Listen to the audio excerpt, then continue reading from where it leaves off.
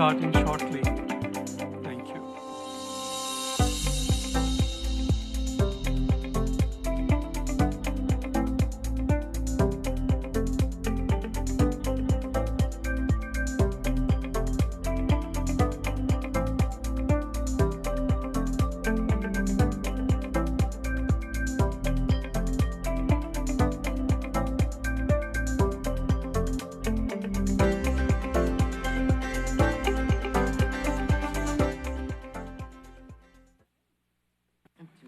So good morning, ladies and gentlemen. Welcome to this commemorative meeting on the 2023 International Day of Persons with Disabilities.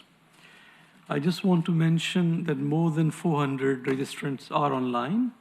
So we have extensive attendance from all over the world for this special day of conveying our solidarity for people with disabilities. But I want to commend who have joined us in the room. And for this opening ceremony, we'll also have two permanent representatives who will deliver remarks in a short while.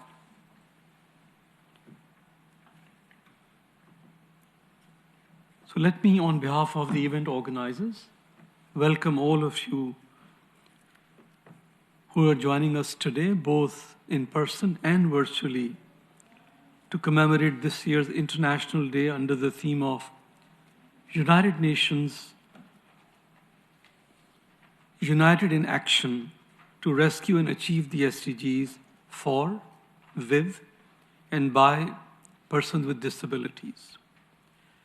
I take this opportunity to commend the global community of persons with disabilities for advancing the agenda for inclusive development and human rights, also for their steadfast advocacy for the principle of leaving no one behind.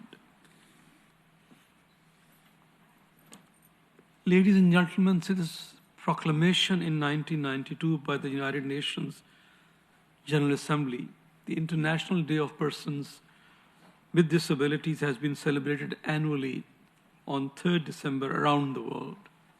The UN Convention on the Rights of Persons with Disabilities reaffirms that all persons with all types of disabilities must enjoy all human rights and fundamental freedoms.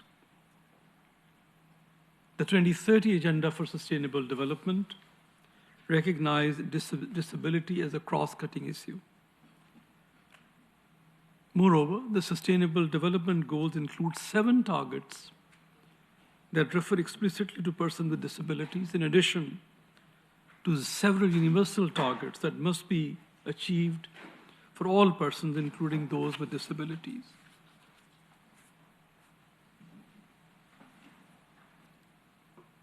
At the midpoint between 2015 and 2030, unfortunately, global progress on the SDGs has been uneven and often too slow in meeting the ambitious aspirations of the 2030 Agenda. We have seen that development gains have not equally or fully benefited persons with disabilities, which are almost 1.3 billion people, which is a significant number. Inequalities affecting persons with disabilities manifest directly or indirectly in economic, social, political, and other aspects of life. The battle against entrenched inequalities has not been won for this segment of the population. Ladies and gentlemen, urgent action is needed to achieve the SDGs, to reduce inequalities, and build a better future for all, especially for persons with disabilities.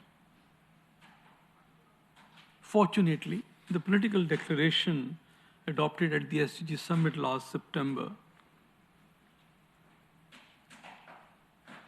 where leaders recommitted themselves to ensuring that persons with disabilities can actively participate in and equally benefit from sustainable development. But we know little has been done and much needs to be done. And we believe the observance of this year's International Day is of special importance in advancing action. Today's commemoration is intended not only to celebrate past progress, achievements, but also to further raise awareness of the rights and well-being of persons with disabilities. If I may, I can call it a clarion call to the international community to take urgent and accelerated action to rescue and achieve the SDGs for persons with disabilities. With this, now let me request our colleagues to screen a message from the UN Secretary General, who could not join us in person because he is in Dubai for the COP28 meeting.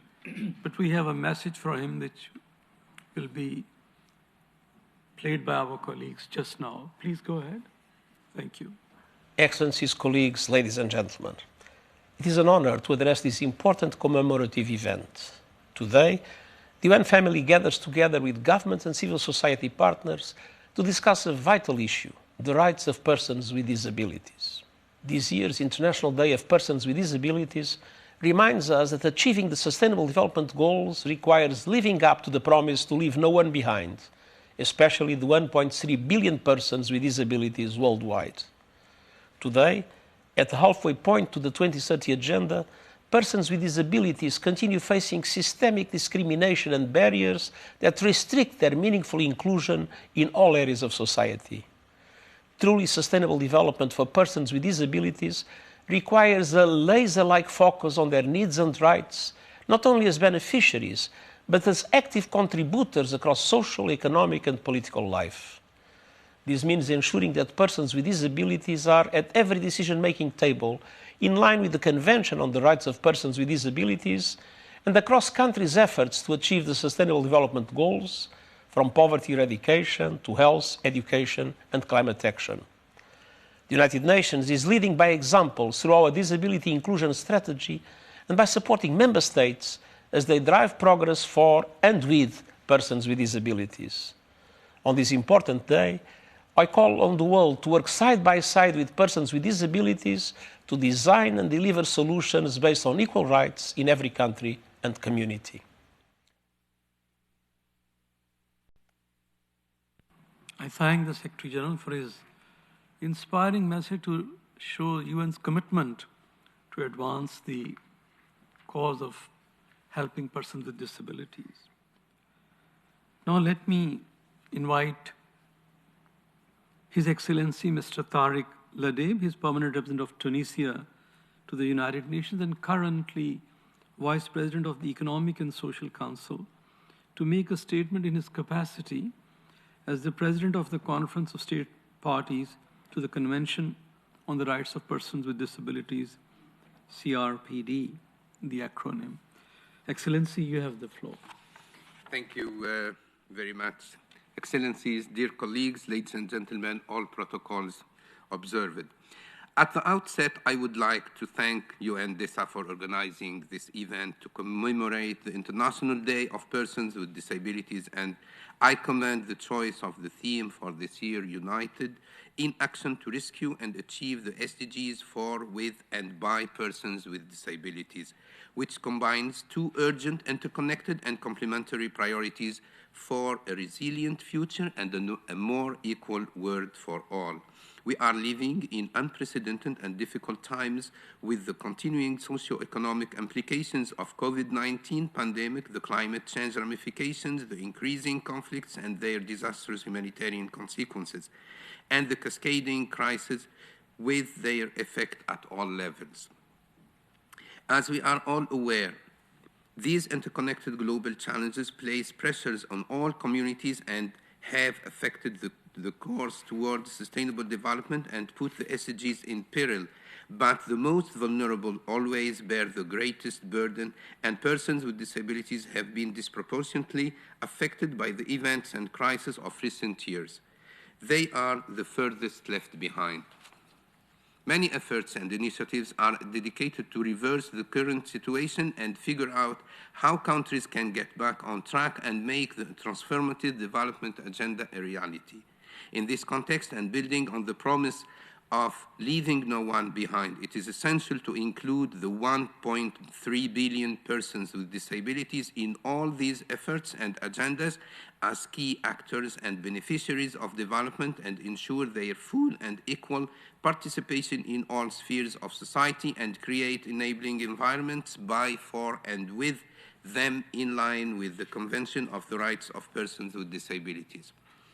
In Tunisia, we consider the International Day of Persons with Disabilities a significant opportunity for self-reflection and assessment of our progress in implementing the Convention on the Rights of Persons with Disabilities, CRPD. It is crucial that we seize this moment to ask ourselves the right questions and critically examine our efforts thus far. We must evaluate our actions and determine what steps need to be taken to improve our approaches and ensure that the rights and needs of persons with disabilities remain at the forefront of our agendas. By embracing the concept of empowerment, we can unlock the full potential of individuals with disabilities. We call for all stakeholders to intensify and multiply efforts to rescue the SDGs for, with, and by persons with disabilities and to put disability rights at the heart of the acceleration of the Sustainable Development Goals. We do believe that the pursuit of sustainable development and the full and inclusive participation of persons with disabilities cannot and must not be two independent paths. We have always known that the 2030 Agenda and all other related programs and plans aim at creating a better, equal, prosperous world, sustainable development for all, and truly inclusive and resilient societies capable of mitigating challenges and achieving progress. And we also know that we cannot claim and achieve these objectives while persons with disabilities are still marginalized, remain unheard and unseen in these programs, and unable to take part equally and meaningfully in their implementation. To ensure that persons with disabilities are included in the SDGs, we must take concerted and concrete actions and first address the institutional, attitudinal, physical, and legal barriers and challenges they face. This involves improving accessibility, challenging stigmas, promoting and implementing disability-inclusive policies and legislations, and advocating for equal rights and opportunities. In the same connection, we must, at national levels, fast-track implementation of the UN Convention on the Rights of Persons with Disabilities, which sets out to promote, protect, and ensure their human rights. As we will in few days start preparation for COP17 of the CRPD, we will give due consideration to this issue given its importance for righting the current situation and helping to get the SDGs and the 2030 Agenda back on track and implemented for, with, and by persons with disabilities. To conclude, we call for building on the declaration of the SDG Summit to translate the global commitments into well-resourced policies to strengthen the inclusion of persons with disabilities and their active contribution in the implementation of the SDGs. I thank you. Thank you, Ambassador Lazib, for your comprehensive statement, and we count on your continued leadership in the upcoming session of the Conference of Parties to the CRPD. Now, I have the honor to invite Her Excellency Ms. Caroline Schwalga, Permanent Representative of New Zealand to the United Nations, to make a statement in her capacity as the co-chair of the Group of Friends of Persons with Disabilities. Excellency, you have the floor. Thank you, Chair, and good morning to everybody. Kia ora koutou. It's an honour to be here to commemorate this year's International Day of Persons with Disabilities. Achieving the Sustainable Development Goals and truly leaving no one behind will only be possible if persons with disabilities are kept at the centre of our global discussions. Disability-inclusive approaches are critical to safeguarding the progress we have already made towards Agenda 2030 and in accelerating our global efforts to achieve positive outcomes. Ensuring full, equal and meaningful participation for persons with disabilities, including by improving accessibility, leadership opportunities, and disaggregated data collection is essential to fulfilling our international obligations. New Zealand has a strong and proud history of protecting and promoting the rights of persons with disabilities, alongside many in this room and online today. We are proud to be a global leader on advancing disability rights, including from our role in the development of the Convention on the Rights of Persons with Disabilities, the CRPD. Achieving universal ratification of the CRPD is now closely within reach.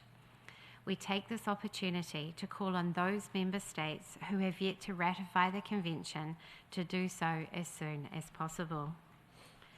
Enhancing international recognition of the diversity of the disability community and an inclusive approach to leaving no one behind is an essential part of achieving our international human rights obligations. In this regard, New Zealand was pleased to co-facilitate, alongside Mexico, this year's General Assembly resolution on the implementation of the Convention. We present this resolution in recognition of the importance of ensuring the rights of all persons with disabilities are respected, protected, and fulfilled, acknowledging the difficult times that we find ourselves in. This year's focus on the participation and safety of persons with disabilities in situations of risk, including humanitarian emergencies, armed conflict, and disasters, was a timely reminder of the importance of ensuring a disability-inclusive approach to humanitarian preparedness, response, and recovery action. As co-chair of the UN Group of Friends of Persons with Disabilities, New Zealand has a strong focus on driving collective action to advance the full participation and empowerment of persons with disabilities, including in times of crisis.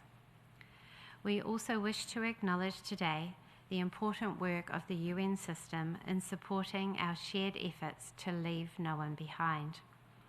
We strongly support continued progress on the UN Disability Inclusion Strategy, including the system-wide efforts that are being taken to advance disability inclusion and to ensure that the UN leads by example.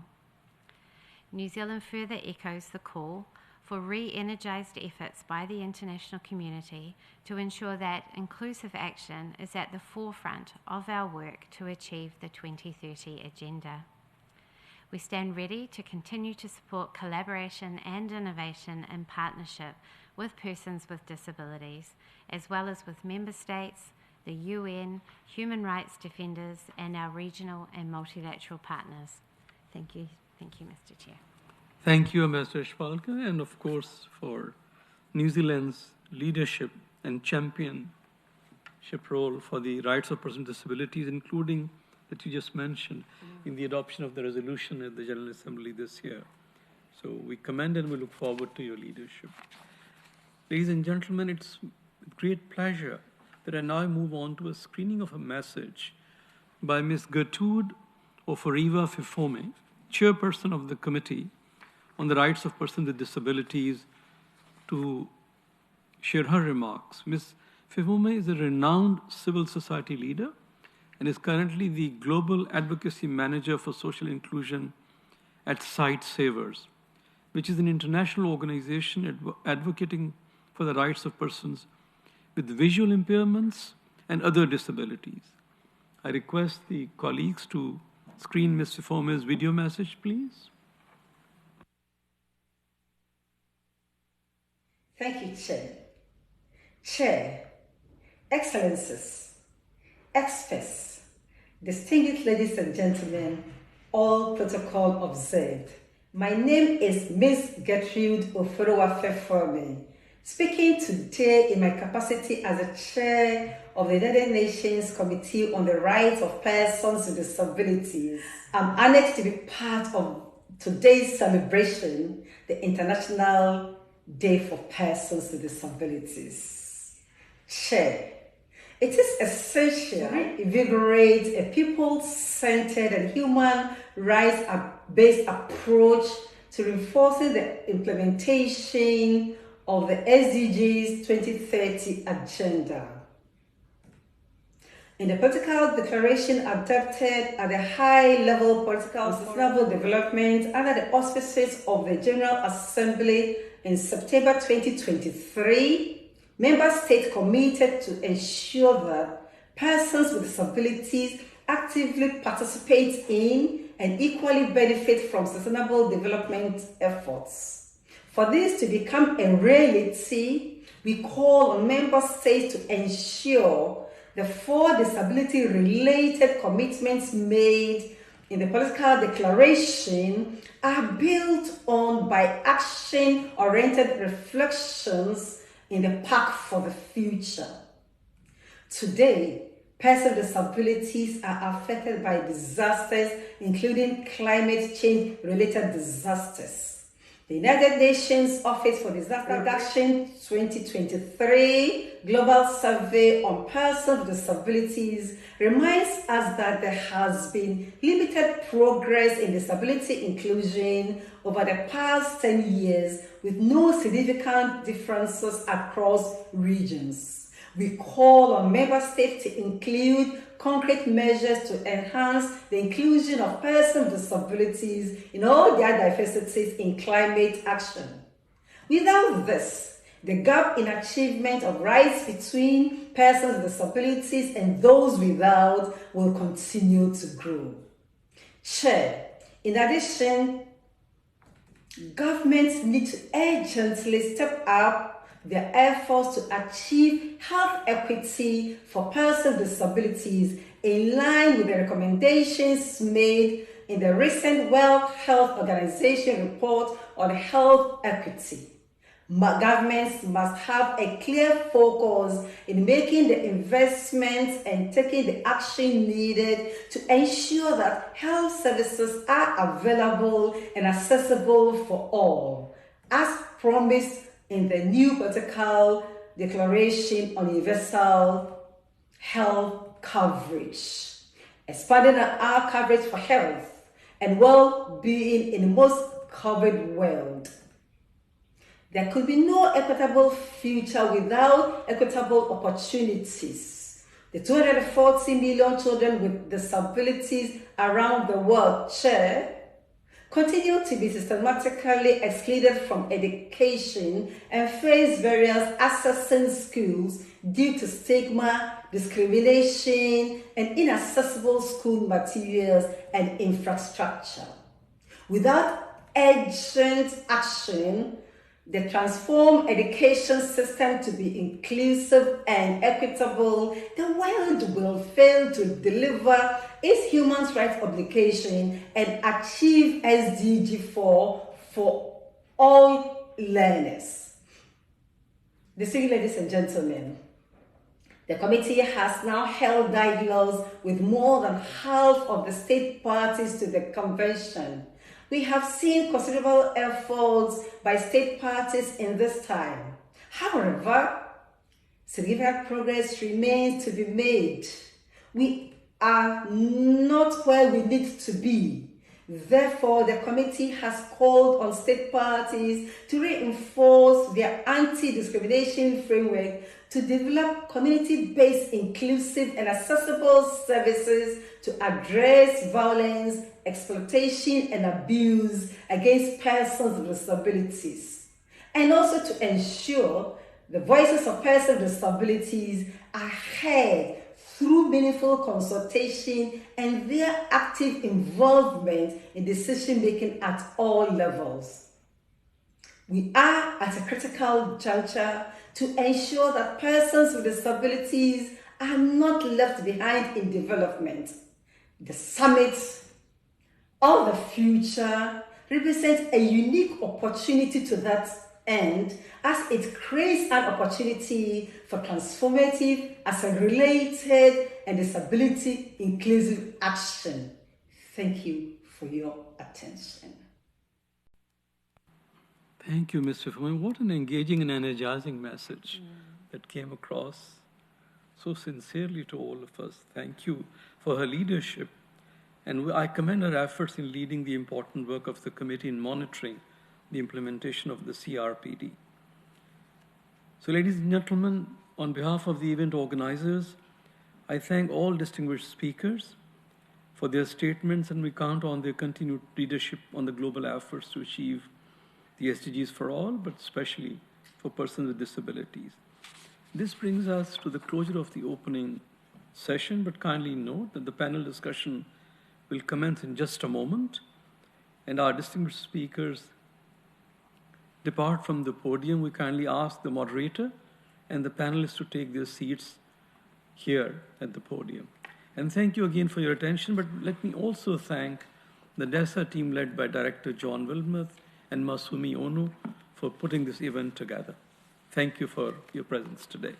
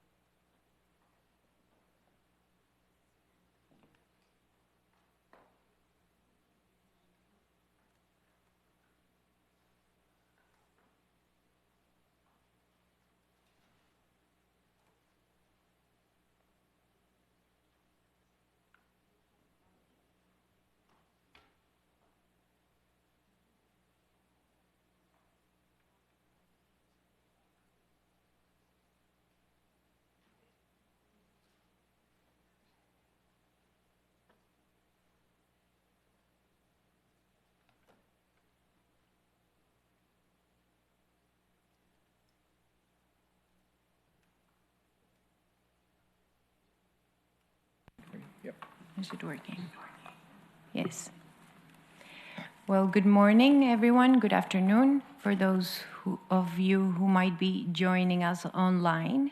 My name is Manuela Rubiano Grot, and I'm the Disability and Gender Focal Point for the UN Youth Office. And so right now I'm going to introduce John Wilmers, from UNDESA, who will be sharing a keynote speech before we start off this panel. Over to you.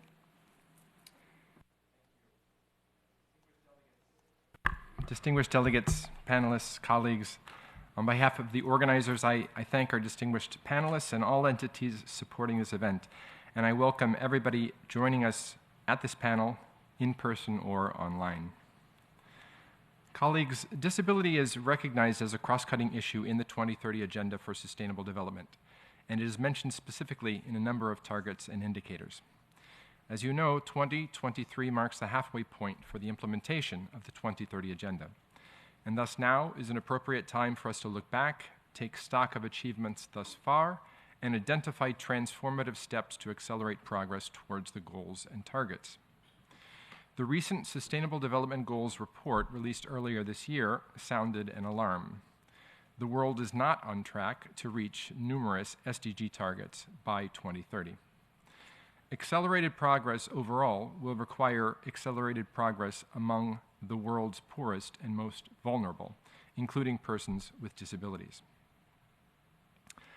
Colleagues, the lack of high-quality, official, and internationally comparable statistics on persons with disabilities has been a challenge for many years. To address this concern, in 2015, the General Assembly requested DESA to produce a flagship report on disability and sustainable development to be published in 2018. Similarly, in 2020, the Assembly requested an update on the Disability and Development Report to be presented at its 78th session.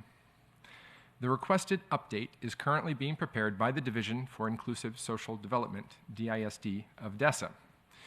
It is a collective endeavor involving many United Nations entities and a wide range of contributors, including country experts and representative organizations for persons with disabilities. Some of these contributors are present at our meeting today. The report has been designed to address comprehensively and at the global level the nexus between disability and the Sustainable Development Goals. Furthermore, the report will identify good practices and recommend urgent actions to be taken to realize the Sustainable Development Goals, not only for persons with disabilities, but by and with them as well. I would like to share with you some preliminary findings from the new report. The focus will be on selected SDG targets and indicators, bearing in mind that the published report will cover all relevant SDGs. Since the issuance of the 2018 Disability and Development Report, the situation faced by persons with disabilities today has improved in some areas. However, progress has been slow and uneven and is now in peril. If current trends continue, we will not achieve the SDGs for persons with disabilities by 2030. For instance, with regard to SDG 1 on poverty and SDG 2 on hunger, persons with disabilities and their households are more likely to live in poverty and to experience food insecurity. Our analysis uncovered that persons with disabilities are more likely to be economically insecure and to experience poverty in all its forms.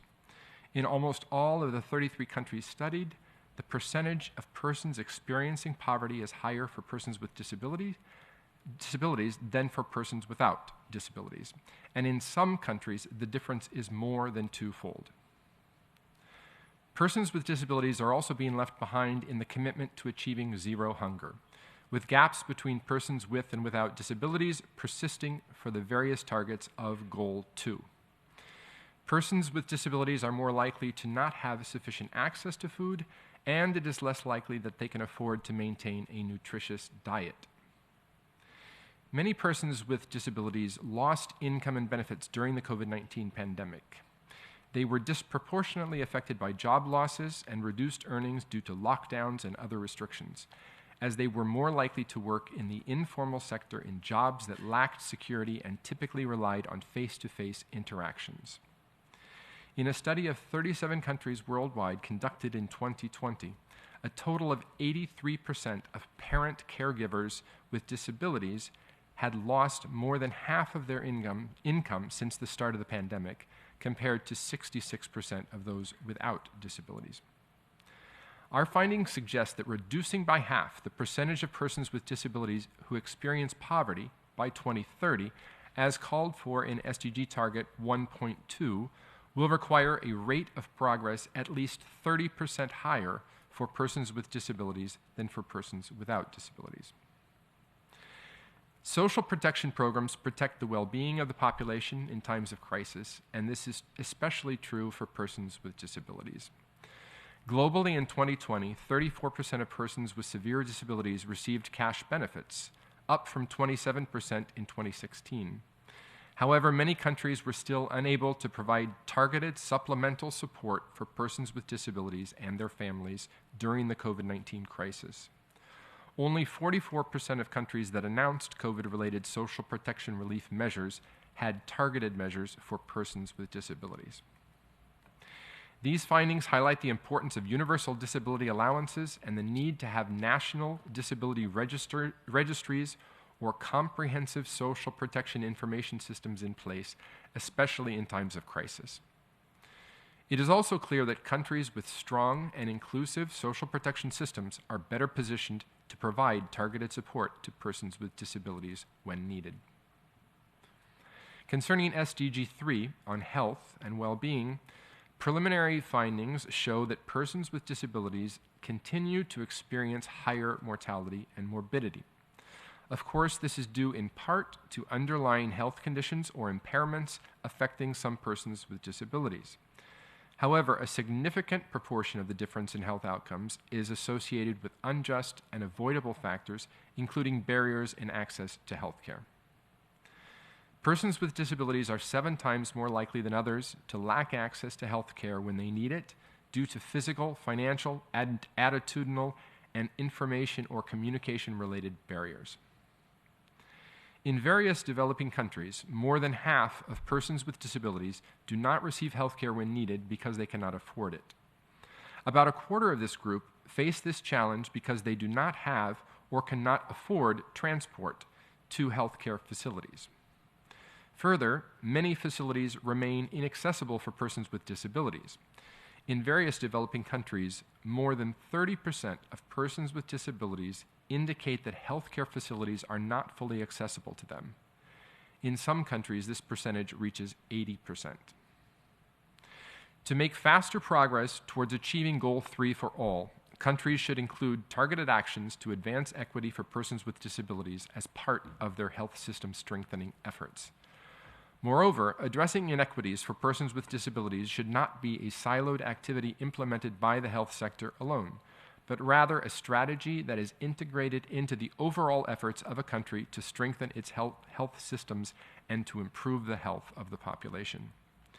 In all cases, disability-targeted actions need to take into consideration the social context, the strengths and weaknesses of the healthcare system, and relevant national and local priorities.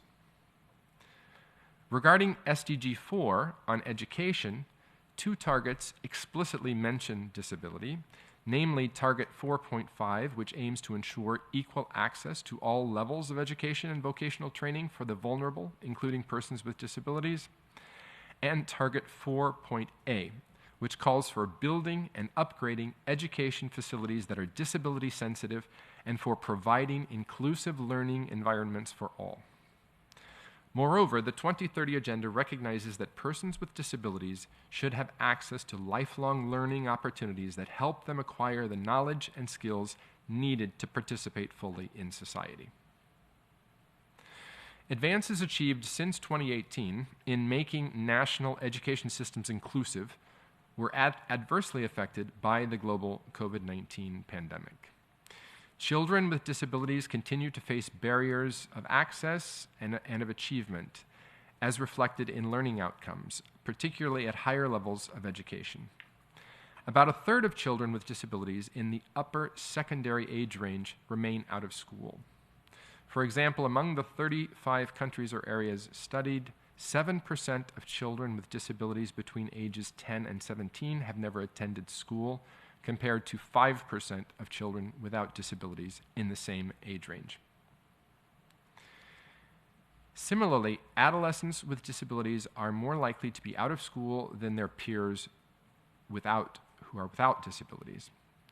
Across the 38 countries or areas studied, in the lower secondary age range, 16% of adolescents with disabilities and 11% of those without disabilities are out of school. In the upper secondary age range, 32% of adolescents with disabilities are out of school.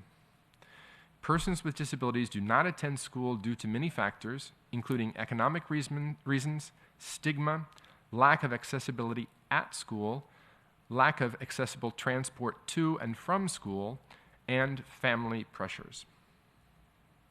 Concerning SDG 6 on water and sanitation, Target 6.1 calls for achieving universal and equitable access to safe and affordable drinking water for all, and Target 6.2 calls for achieving access to adequate and equitable sanitation and hygiene for all. Our findings suggest that in many countries, persons with disabilities are less likely than persons without disabilities to live in a dwelling with a safe source of drinking water, improved sanitation, and a bath or shower on the premises. Moreover, even when these services are available, they are often not accessible for persons with disabilities, thus compromising independent use with privacy, dignity, and safety.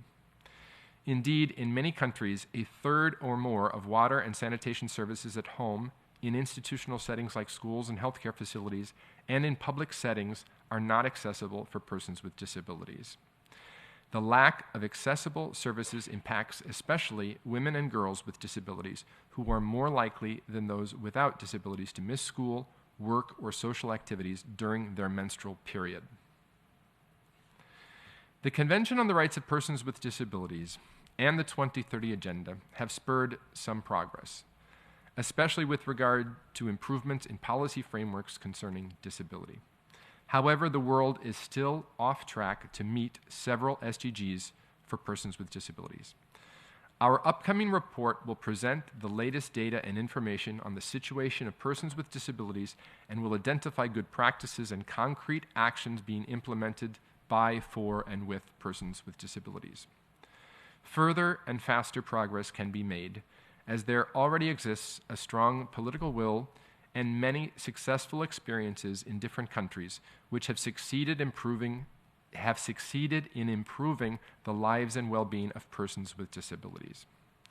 Success will depend on the engagement of all relevant stakeholders, including governments, international and regional organizations, and civil society, in particular representative organizations of persons with disabilities. Those present today have roles to play as well. Thank you all for your attention. Thank you, Mr. Wilmoth, for introducing this panel today with key insights from DESA's report. This already has set the tone for the panel discussion today, including key topics such as the need for social protection for persons with disabilities, healthcare coverage and well-being, inclusive education and vocational training, and the persistent need of accessibility, both physical and communicational. You also highlighted the need for an intersectional, gender and age-sensitive approach, showing how youth and adolescents with disabilities face further barriers to access and complete their education, as well as access to sexual and reproductive health and rights, among others. And the need, finally, of course, to have a comprehensive approach to the rights of persons with disabilities without siloing their needs and the sectors involved. So before diving into the discussion we're going to open up right now, I want to share this short reminder on some housekeeping rules to explain the features of today's event. The event is live on webcast through UN Web TV and will also be recorded. We have international sign interpretation and captioning in English, so for those of you who are joining us online, a CC button on your screen will activate the captions. The links for the captions will also be shared in the Zoom directly. For those of you joining us online too, if you have questions for panelists, please use the Q&A option or leave your question in the chat box. Our team is monitoring both and will try their best to respond. If you have any accessibility issues, please send a private message to the host account and the team will try to resolve to the best of their ability. And for all participants, please engage in the discussion on social media, making sure you use the hashtags IDPD, hashtag Disability Day, and hashtag Everyone Included. I'm going to request all speakers to kindly keep to their times and ensuring you speak slowly for interpreters and captioners to follow. That being said, as has already been introduced before, this year the theme for IDPD is United for Action to rescue and achieve the SDGs for, with, and by persons with disabilities, giving them multiple crisis of today's world, achievement of the SDGs is clearly at risk. And at the midpoint of the implementation of the 2030 Agenda, the world is definitely not on track to reach the SDG targets. It is also clear that most marginalized people are usually the hardest hit in times of crisis. Preliminary findings from the forthcoming UN Disability and Development Report in 2023 indicate this. Times of crisis, of course, come with the risk of intensifying and deepening pre-existing inequalities. However, times of crisis are also an opportunity to address them and achieve positive change. For this to happen, persons with disabilities must be at the center of all sustainable development efforts, and especially most underrepresented groups of persons with disabilities, including young persons with disabilities, women and girls with disabilities, LGBTIQ persons with disabilities, and persons with intellectual disabilities, among others.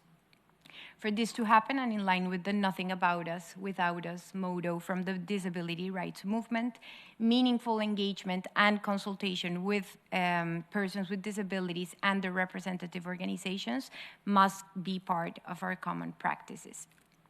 So today, the discussion will be focused on the 5 pillars of sustainable development: people first, second, planet, third, prosperity, fourth, peace, and 5, partnerships. These pillars, of course, are interconnected, and their fulfillment depends on the success of the others. So this segment, the first segment we're going to start with, is the people pillar of the SDGs. We will explore the intersection between gender and disability and how this is impacted by other vectors of exclusion, such as age, social status, race, ethnicity, among others. To start off this segment, then, I welcome Mr. Monjurul Kabir, who is the Senior Global Advisor and Team Leader on Gender Equality and Disability Inclusion at UN Women. And to start off this conversation, Monjurul, I want to ask you first. Achieving gender equality, of course, is a standalone SDG. It's SDG 5. It is also a cross-cutting approach across the 2030 Agenda. However, this recent report by UNDES and UN Women shows that global gender disparities are worsening. And at current rates, it will take nearly 300 years to achieve full gender equality. Can you tell us what does this mean for the world's women and girls with disabilities, and about the way this intersection between gender and disability affects specifically women and girls with disabilities? Over to you.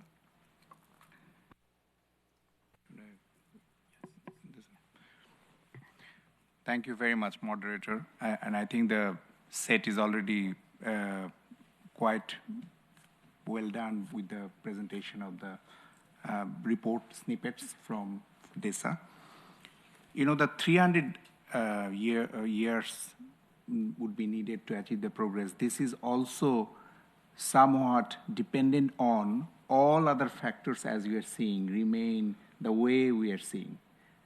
And the impact of the conflicts that are happening in different parts of the world would certainly add more years. So I'm sort of a little bit scared whenever people say 300 years, 200 years, because it does not include lot of unplanned and sudden eruption of conflicts that really changes people's life, including women with disabilities, of course.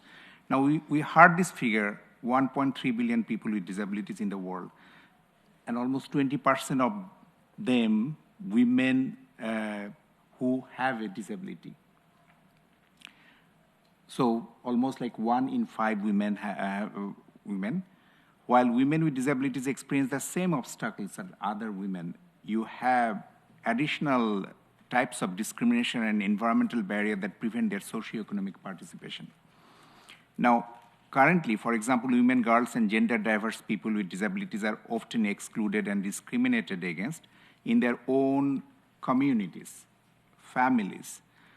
They fare worse than other women and men with disabilities. The proportion of women with disabilities that report feeling discriminated is almost twice of the proportion of women without disabilities. It's almost 18% against 10%.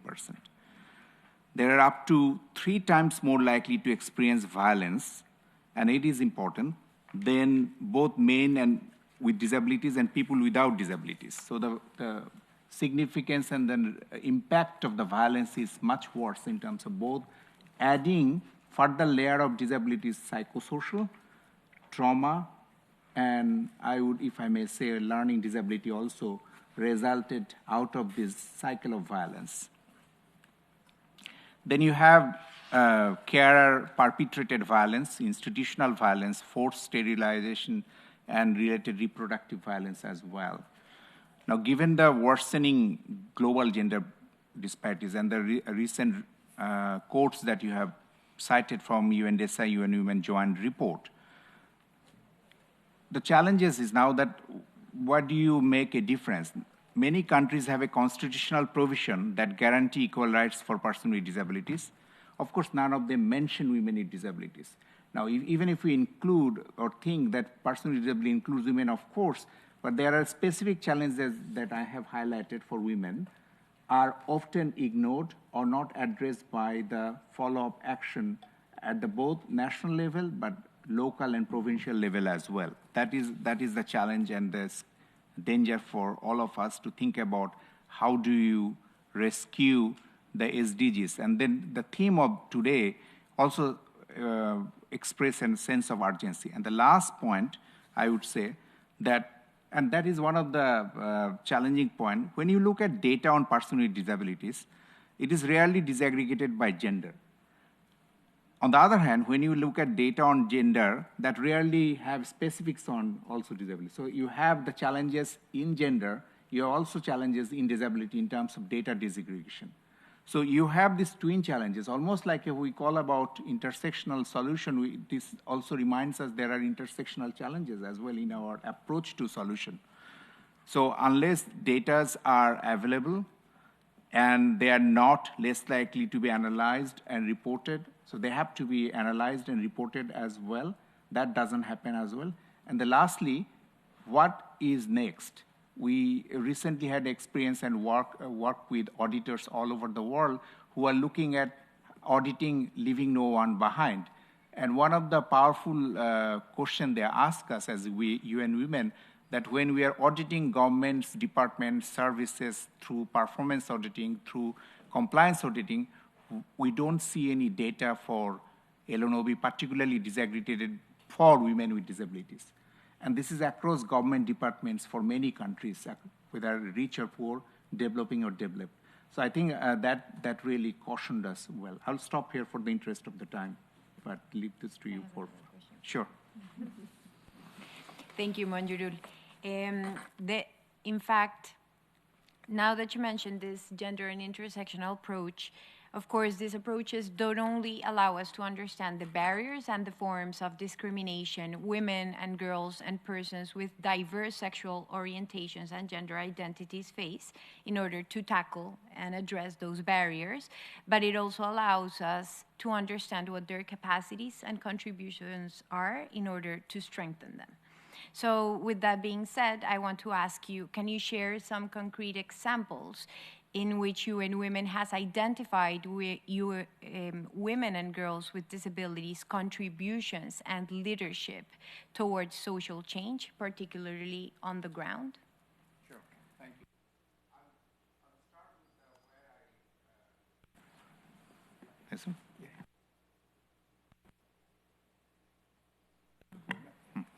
I'll start with where I... I'll start with where I left last time in terms of the auditing, leaving no one behind. And one of our concrete contribution for auditors of the world is also saying that look at where particularly the gender and disability intersection creates challenges, and there is opportunity for government services, national services, private sector and other actors to make a difference. So that's one thing in terms of one uncommon stakeholders that UN Women has now started looking into, given that this is important for budgetary provision and planning. That's one. We also realize that meaningful participation of women with disabilities is critical to overcoming their exclusion. And leadership structure in the disability movement often reflect, unfortunately, patriarchal norms that are present among many social strata. And women with disabilities are much less likely to occupy leadership role than men with disabilities, even in the disability movement. And that's increasingly we are finding in different countries where we are trying to bring gender and disability movement closer.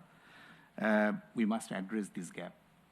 Then we have, and we are reminding our UN Women representative and UN cities to look into this. So that is basically one concrete way of UN Women is trying to push the needle together with our all sister agencies, UN entities, whether it is UNFPA, UNICEF, UNV, and many other entities. UN Women is supporting leadership and participation of women with disabilities across all areas of work. One particular example now, recently we are forging a partnership with leadership and participation of women with disabilities. It's a global network, particularly looking at southern countries, but also developing connection with south and north and east. Because we also realize that there has been a very, if I may say, unholy consistency across rich and poor, developing and developed or countries which has a lot more affluence than many other countries in terms of the challenges of women with disabilities and how secluded and disaggregated and lack of disaggregation presenting particular challenges for their government as well. One of our work with women and girls with disabilities and other partners is basically promoting intersectional approach. And we are looking at now at the UNCT level because UNCT has particular focus, both gender theme group, but also we are looking at work around LNOV, Leave No One Behind.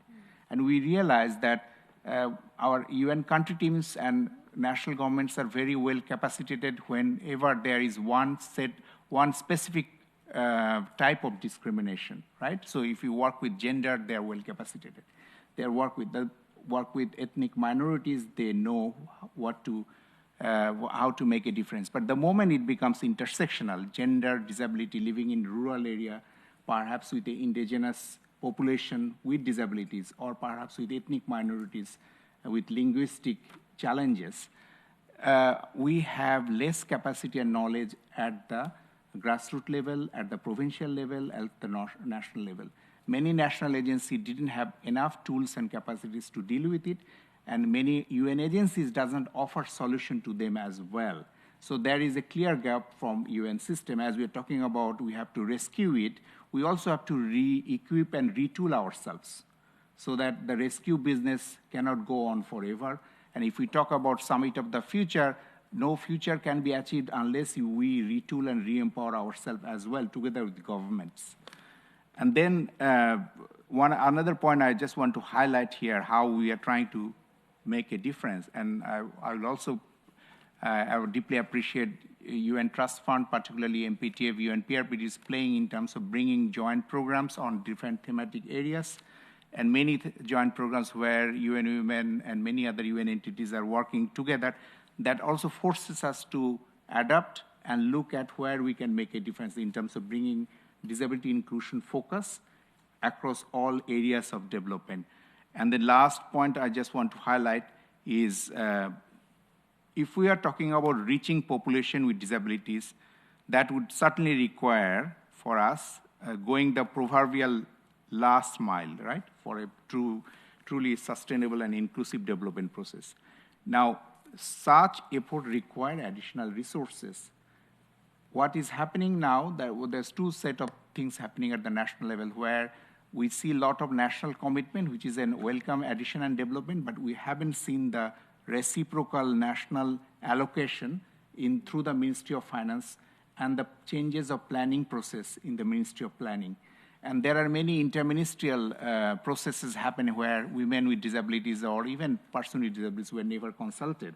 But it was more of a kind of approach that we are thinking of you, and that should not happen. It's much more empowered, active participation that should guide the planning process.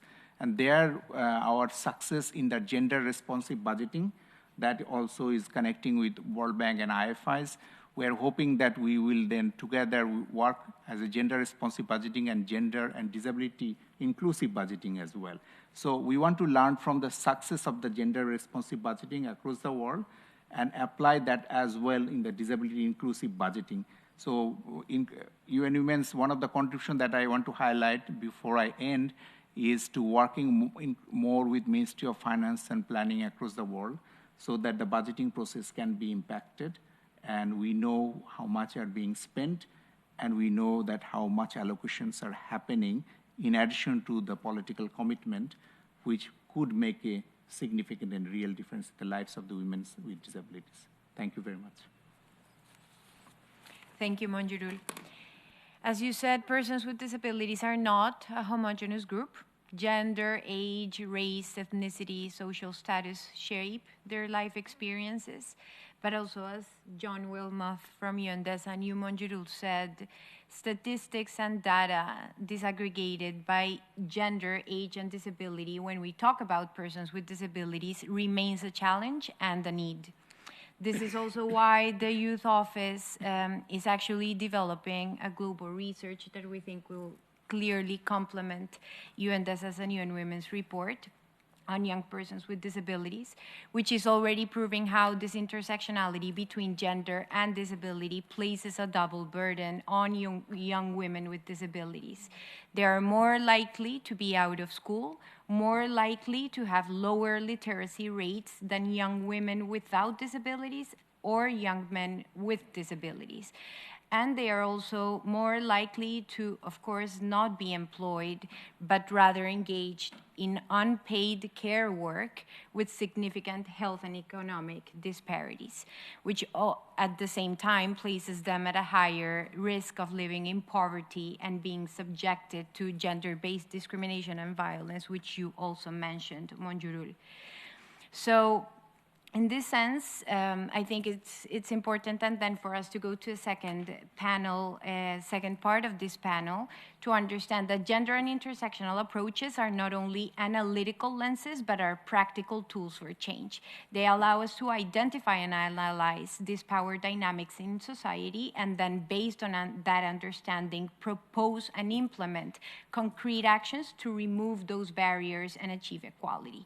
Because as you said, Monjurul, we as human beings cannot be siloed and should not be siloed. And so our responses, including our budgeting processes, should be coherent and coordinated in that sense. So with this in mind, we will move on to the second sustainable development pillar, which is planet. This segment will address the long-term consequences of climate change on persons with disabilities. So, with our invited speaker, we will explore the participation and contributions of persons with disabilities in climate justice. Now, I am happy to welcome Ms. Marcy Roth, who is the Executive Director and the CEO of the World Institute on Disability. Ms. Roth, I want to ask you first.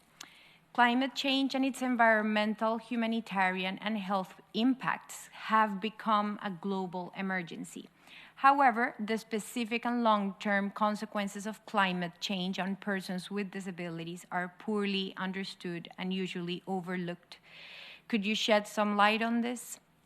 Ms. Roth, over to you. Thank you so much. Good day, Excellencies, disability leaders, allies, and all who join with us to eliminate the barriers to accessibility, equity, and inclusion for 1.3 billion people with disabilities, seen and unseen, across every corner of the planet. It is a true honor to celebrate International Day of Persons with Disabilities with each of you. Today, we redouble our commitment, united in action to rescue and achieve the strategic development goals for, with, and by persons with disabilities. I'm honored to speak to you today about the specific impacts and long-term consequences of climate change on persons with disabilities, as well as to highlight the leadership of persons with disabilities in climate action. The frequency, intensity, duration, and impact of climate change is being experienced by everyone. People with disabilities already disproportionately impacted by disaster due to failures of their communities to commit to disability inclusive prevention, preparedness, response, recovery, reconstruction, mitigation, and resilience are continually being left behind, and the consequences are devastating. It is not only failures to provide accessibility to the built environment and effective communication access throughout early warning, but accessible and actionable information before, during, and after extreme weather and all types of slow-moving and fast-moving disasters, including those events that occur with no notice. For people with disabilities who are less apparent, like me, the impacts of disasters and the options for maintaining health, safety, and independence are often ignored. The valuable insights of people with disabilities are often ignored or minimized. This is especially true for people with multiply marginalized identities, including gender, race, sexual identity, ethnicity, age, religion, migrants, refugees, persons who experience homelessness, persons who are stateless, and all who experience poverty. This marginalization is devastating for people with visible disabilities and for those whose disabilities are not apparent. For people with psychosocial disabilities, intellectual disabilities, neurodiversity, chronic health conditions, hearing and vision disabilities, and for so many others, this can leave them without both accommodation and without the opportunity to contribute their considerable expertise in leading whole community inclusion before, during, and after disasters. In addition to the devastating outcomes of COVID impacting us all, for persons in congregate, carceral, psychiatric, and other institutions, the impact of discrimination and exclusion proved to be deadly. And for people like me, who now have a diagnosis of long COVID added to our list of apparent and non-apparent disabilities, the impact may not only be a liability. I intend for my new additional disability, one that affects my balance and stamina, for example, to be an asset, adding to my commitment to the leadership of persons with lived experience as an imperative in climate action and a global commitment to not only disability rights, but to disability justice as a centerpiece for our global commitment to justice for all.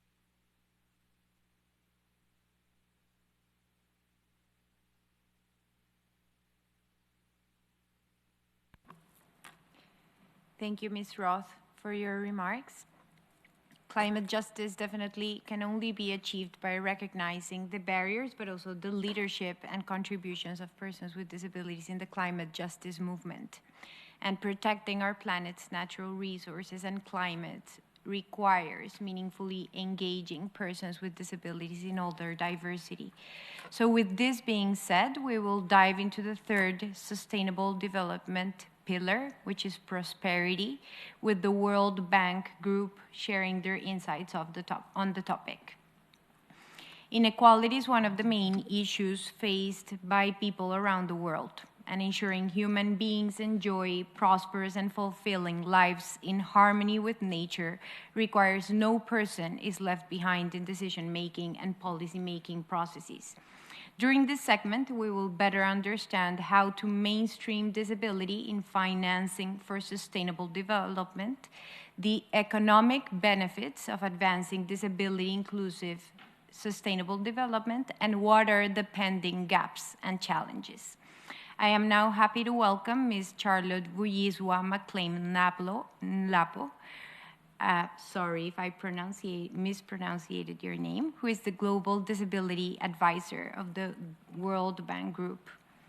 So to start off the conversation, touching upon all the 5 Ps of sustainable development and your vast experience in this field, could you outline the economic benefits of advancing disability-inclusive sustainable development? If you can share some concrete examples, it would be much appreciated. Over to you, Ms. Vuyiswa. So thank you very much, moderator, and greetings to all the delegates, excellencies, friends, colleagues, people that work in the space of disability inclusion and disability rights. I'm really excited to be able to join you today to commemorate the International Day of Persons with Disabilities. My name is Charlotte McLean-Nshapo, and I am the Global Disability Advisor at the World Bank Group based in Washington, D.C. I just wanted to go back to the theme of this year's International Day of Persons with Disabilities, United in Action to Rescue and Achieve the SDGs for and with by persons with disabilities. And it gives us an opportunity to renew our focus on the urgency of meeting the SDGs, in particular for and with persons with disabilities. And as noted by many of my other colleagues, persons with disabilities make up a segment of the population that has been historically marginalized and often the most disproportionately impacted by the existing public crises that we're experiencing across the world today. Now, I should also say that while some progress has been made in advancing disability inclusion, it is important to remember that the world is facing challenges like climate change, conflict, the lingering impacts of COVID-19, and that these challenges intersect with disability inclusion, and we have to remain cognizant of them. So in many ways, much still needs to be done to eliminate the persistent barriers that prevent persons with disabilities from participating in the development process. Disability inclusion is an important agenda for the World Bank. And we know that more than 1 billion people, or over 15% of the world's population, have a disability, and that these disabilities might be visible or invisible. We also know that disability prevalence is higher in lower and middle income countries. And we know that evidence is showing us more that persons with disabilities continue to be disproportionately affected by poverty, conflict, and the impacts of climate change. So for the World Bank, we have a study that estimated that 1 in 5 households living in extreme poverty in Latin America and the Caribbean region has a member with a disability. Being overrepresented in low and middle income countries, persons with disabilities are particularly vulnerable to hazards associated with climate change. That includes floods, heat waves, fires, and are more adversely affected by the impacts of climate change, such as food security, the risk of disease, and the loss of livelihood. The exclusion of persons with disabilities often has a devastating impact on individuals with disabilities and, very importantly, the household. And this has significant social and economic costs. Studies estimate that this could be up to 1 to 7% of a country's GDP, particularly in low and middle income countries. Including persons with disabilities and expanding equitable opportunities are very much at the core of the World Bank's goals to end extreme poverty and shared prosperity on a livable planet. We recognize that the social and economic inclusion of persons with disabilities is not only the right thing to do from a human rights point of view, but it's also very much an economic decision, an economic imperative that needs to be made. And allow me to share some statistics with you that I think make this point. From a macroeconomic perspective, the exclusion of persons with disabilities is costly to economies. It results in the lost tax revenue for governments and lost productivity for businesses. The employment rates of persons with disabilities across the globe are much lower than those without disabilities. And then this is differentiated further in terms of developed and developing economies. The World Bank estimates that the employment rate for persons with disabilities are 10% lower for both women and for men. And that women with and without disabilities are more than 50% likely to be in employment, less likely to be in employment than men. Now, conversely, inclusion of persons with disabilities can lead to substantial gains through increased earnings at the individual level, at the household level, and reduced government spending on social protection projects. For example, studies across 13 low and middle income countries show that each additional year of schooling completed by an adult with a disability reduced the probability by 2 to 5% of his or her household belonging to the poorest 2 quintiles, whilst other studies show that every dollar invested in disability inclusion leads to $9 of economic gain. So there is an economic argument to be made for the inclusion of disability. In recent years, the bank has recognized the imperative of disability inclusive approaches and has made commitments setting out our goals at various levels of the institution to address the social and economic inequalities of persons with disabilities and to ensure their participation in all stages of development. An important tool that the bank has is the environmental social framework, which establishes standards which are used by all projects supported by the bank, and these standards are expected to be met. And what is important about these standards is that they make explicit reference to disability, and hence provide some entry points and allow us to measure the impact around disability inclusion. In addition to that, the bank has made some commitments on disability inclusion and has some funds by way of the International Development Association to ensure that funding is channeled to the issues related to disability. Now, I wanted to just talk a bit about some specific examples as requested by the moderator. And here I want to point to a project in Rwanda, where in this particular project, the environmental social framework that I just mentioned prompted the consideration of disability inclusion in project stakeholder engagement, which is a requirement now in all of our projects. And then that resulted in the design of infrastructure that addressed issues around disability inclusion.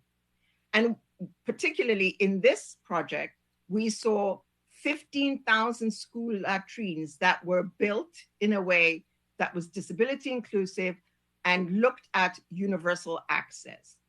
We have also seen the development of inclusive and accessible teaching and learning materials, and those have been supported materials in Rwanda to boost Rwandan Sign Language. So I think how I'd like to close is that investments in disability inclusion have led to stronger engagement, and certainly from the perspective of the bank, greater consultation with organizations of persons with disabilities.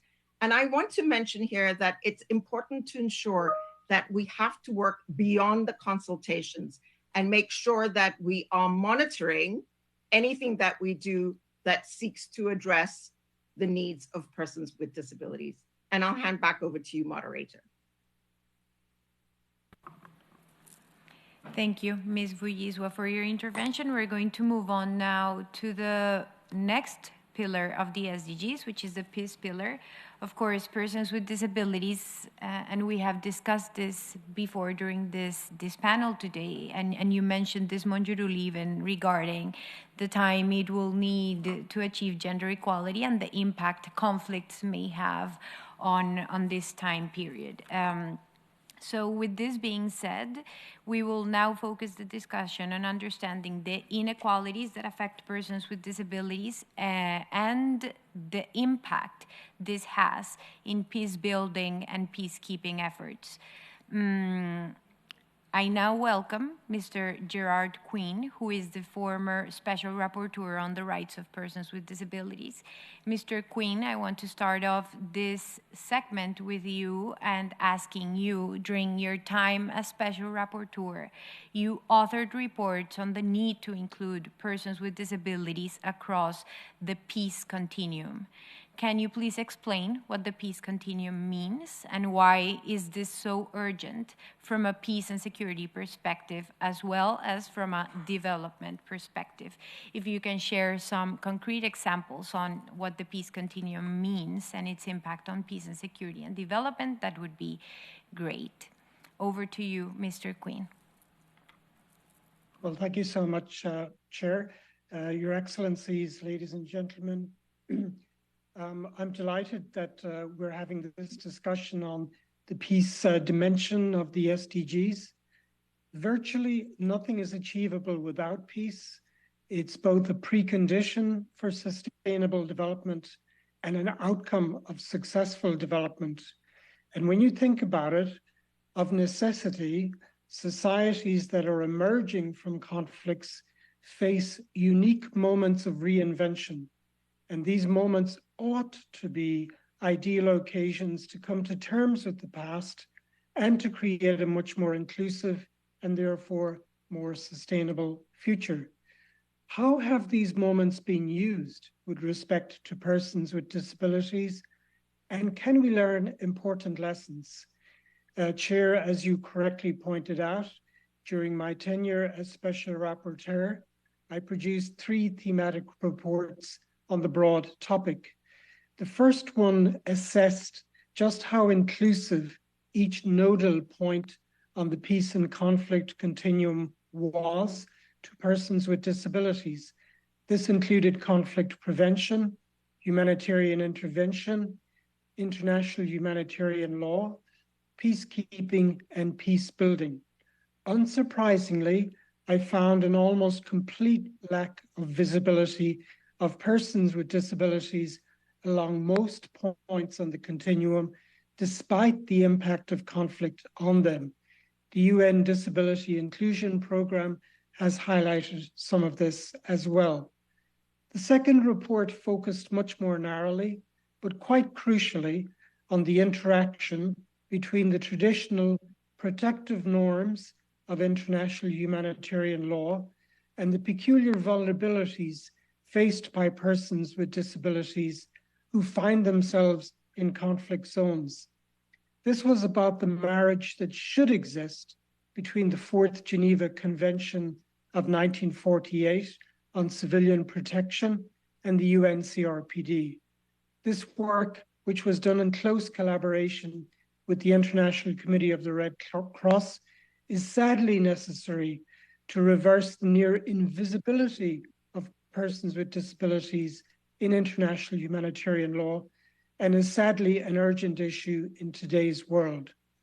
The third report, which was just released last month, Madam Chair, switches to the active moral agency of persons with disabilities to be part of the solution in rebuilding broken societies, their own societies after conflict.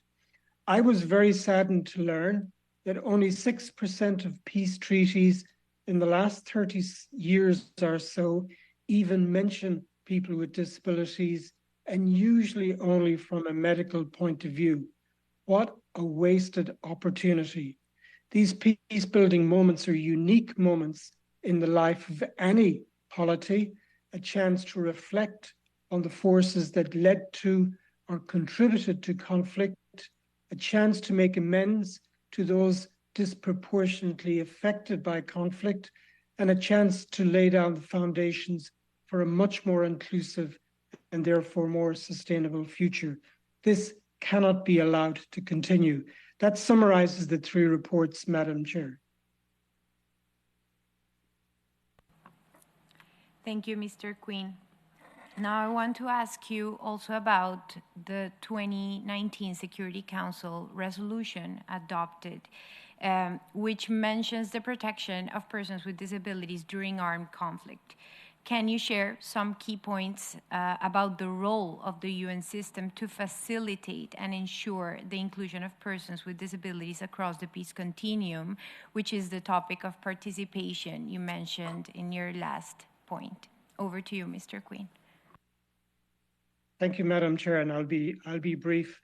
Here, there should be a very natural symmetry at work between the UN SDGs, with their emphasis on inclusion as the basis for peace, the UN CRPD, and the natural way it binds together human rights with development and with peace and security, and the UN Security Council resolution in its famous resolution 2475. Next year, by the way, is the 5th anniversary of that resolution. Let me remind you that it sweeps beyond the narrow or traditional agenda of protecting civilians with disabilities in times of conflict, as it were a very static agenda, a very important agenda, but still very static. And it goes on to specifically reference conflict prevention, resolution, reconciliation, reconstruction, and peace building in paragraph 6. Very, very important paragraph, almost an open invitation to the global community to be much more proactive in how the voices of persons with disabilities are included in all rebuilding efforts. To me, taking a cue from Resolution 2475, and indeed from the UN Disability Inclusion Strategy, it seems obvious that all future UN peacekeeping missions and mandates must have a disability inbuilt from the outset. It also seems obvious to me that peace-building processes, how we imagine and reimagine the political community after conflict, has to include persons with disabilities.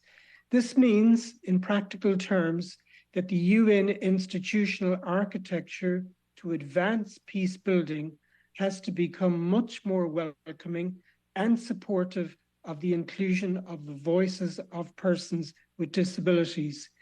DPOs could be funded to participate, and indeed veterans groups with disabilities, which are a highly impactful group around the world, could be nudged to share their policy entrepreneurship skills with the DPO community more broadly. This isn't just right in itself. This practice of inclusion is one of the secret ingredients to the longevity of any peace process. And that's why inclusion as the basis for peace is specifically referenced in the UN SDGs.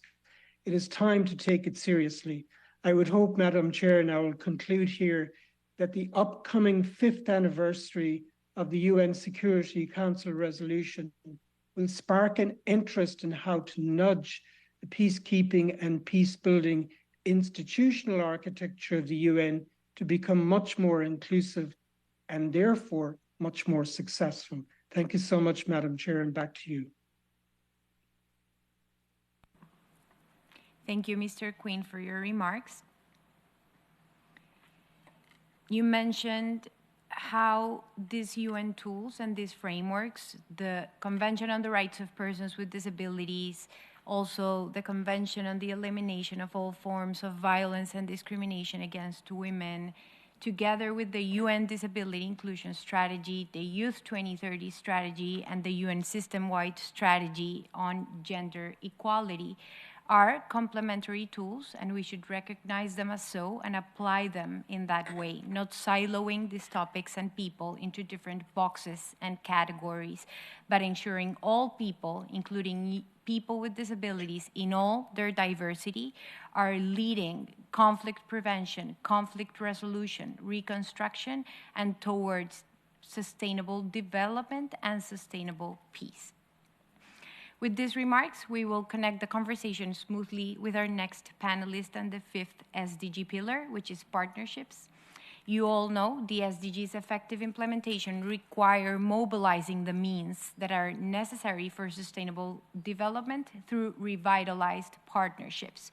Strengthened global solidarity is needed now more than ever, with a particular focus on people and social groups that have been historically left out. This means that all public and private stakeholders need to own, implement, and accelerate the SDGs in their respective capacities, and also building alliances across different sectors to make sure the 2030 agenda is a reality for all. We will now discuss the experiences and lessons learned in grassroots movement building, building partnerships across different sectors, and mobilizing support and resources, and how these efforts can be intensified and multiplied to revitalize the 2030 agenda. So I will welcome the International Disability Alliance to discuss this segment together with the UN Volunteer Program. I will start the conversation with Ms. Dorothy Sharma, who is the Senior Advisor on Advocacy and Engagement from the International Disability Alliance. Dorothy, IDA is a global network of persons with disabilities. So can you share what are some of the lessons learned in global movement building, especially from a grassroots perspective? If you can also let us know which key alliances or partnerships have been instrumental to strengthen and advance the disability movement. If you can share some concrete examples, it would be greatly appreciated. Over to you, Ms. Dorothy Sharma. Thank you so much, Madam Moderator, Excellencies, distinguished delegates, colleagues joining this discussion today from different parts of the world. Thank you for joining in, and also extremely delighted to be celebrating the International Day of Persons with Disabilities together with all of you. As Madam Moderator said, I am here representing the International Disability Alliance, which is a global alliance of organizations of persons with disabilities, or OPDs.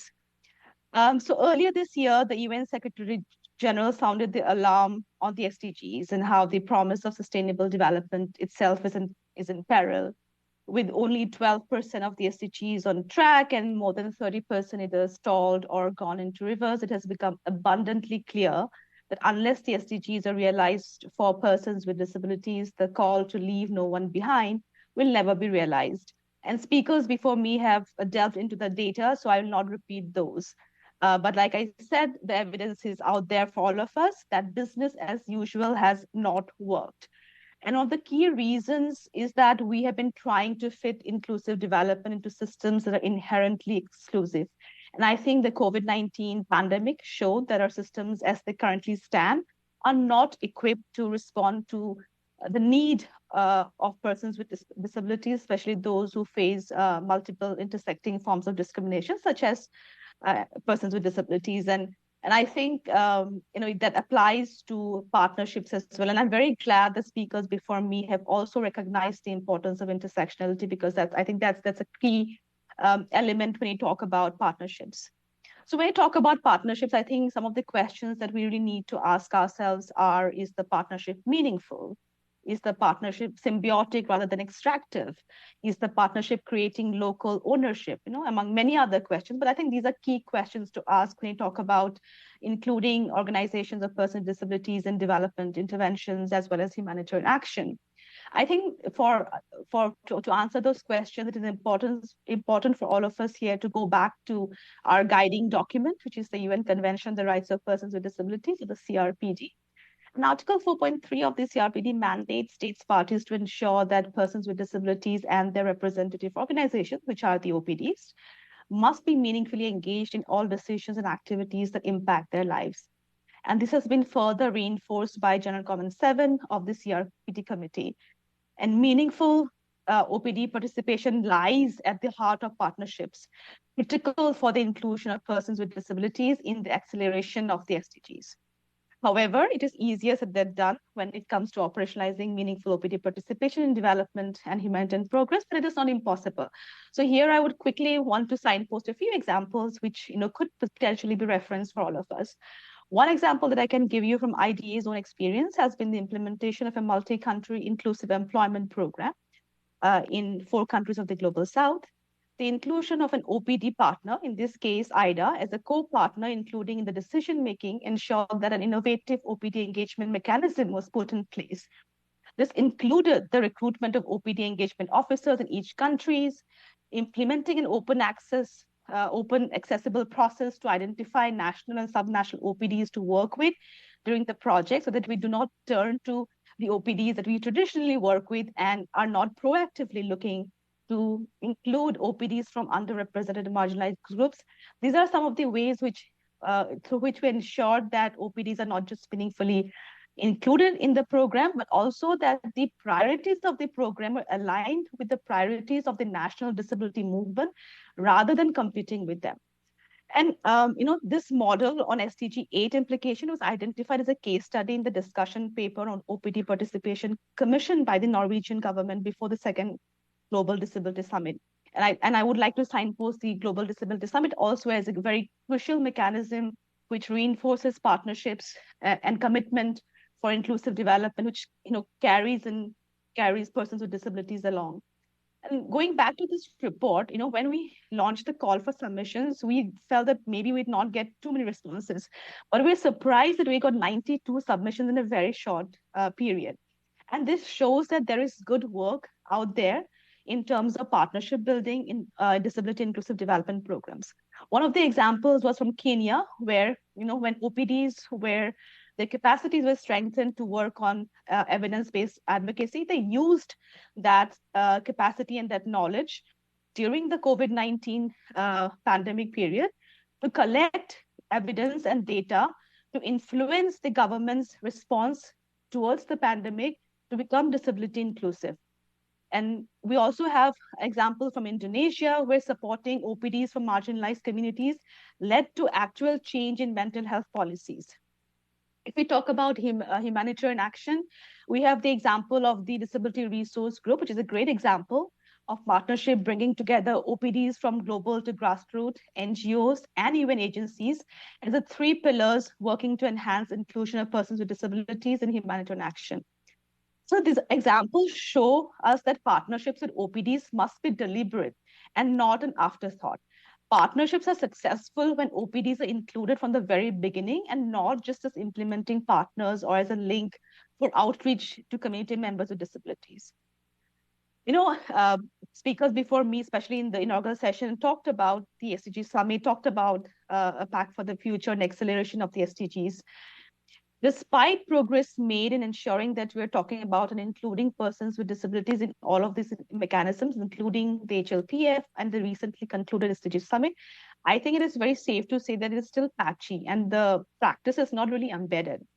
So today, from this important session, I would like to join the chair of the CRPD committee in reiterating the call to all member states that they must proactively include representative organizations in their SDGs acceleration plans, as well as other mechanisms, and that the United Nations must focus on intersectionality and include persons with disabilities in the ongoing processes towards the Pact of the Future, including the Summit of the Future next year.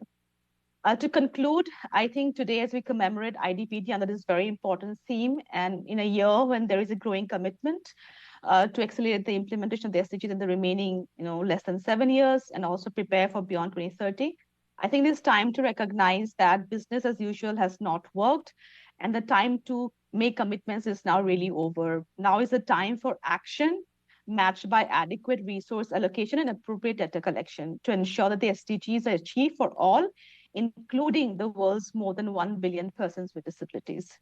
I will conclude here in the interest of time, and I thank you for the opportunity, and I thank you for the time. Thank you, Ms. Sharma, for your intervention, and especially for highlighting how if we talk about partnerships, these partnerships need to be meaningful, symbiotic, not extractive, which is actually what the consultation and participation principles from the Convention on the Rights of Persons with Disabilities, the UN Disability Inclusion Strategy, and also the Youth 2030 Strategy highlight if we want to make sure that persons with disabilities in all their diversity are meaningfully engaged in decision-making processes. So I want to give now the floor to the UN Volunteers Program and welcome Ms. Nawal Driouch, who is the Chief of UN System Affairs and the New York office from UMV. To start the conversation, I want to ask you, based on the UMV experience, can you outline good practices in mobilizing support and resources on disability inclusion through partnerships, not only within the UN, but also on an international level? And can you let us know how do you think these efforts can be intensified and multiplied to revitalize action in the 2030 Agenda? Over to you. Thank you very much, Manuela, for the introduction and also for the insightful question. I am very honored to represent the United Nations Volunteers Program, UNV, here today at this event, and also to share some good practices in mobilizing support and resources through partnerships at the UN and international levels, particularly in the context of revitalizing action on the 2030 agenda. But first, let me just begin by giving a very briefly introduce UNV. We are an organization dedicated to mobilizing UN volunteers as a UN system-wide service to the entire United Nations system. This year, we deployed to date more than 12,000 UN volunteers with 54 UN entities. They are serving in 169 countries and territories. UNV is also dedicated to advocating for the vital role of volunteerism in peace, humanitarian development, and human rights. Our approach is rooted in partnerships and alliances, working hand in hand with government, with the United Nations system, with the private sector, with the academia, with individuals to create meaningful impact. Our one effective practice we have implemented is our twin track approach, blending special and mainstream strategies.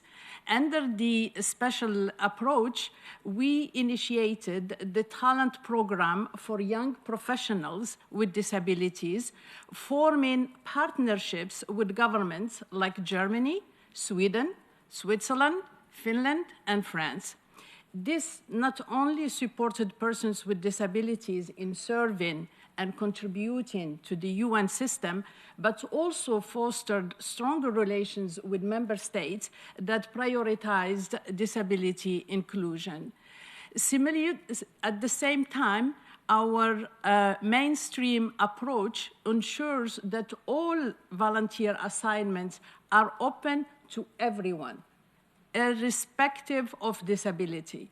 By promoting inclusivity in our UN volunteer pool, we have broadened the pool of talented individuals and successfully, to date, deployed 184 persons with disabilities who are currently serving with 23 UN entities in 82 countries and territories. These UN volunteers with disabilities are from 87 nationalities, and I'm pleased to say that 48% of them are women, and some of them are serving with UN Women as well.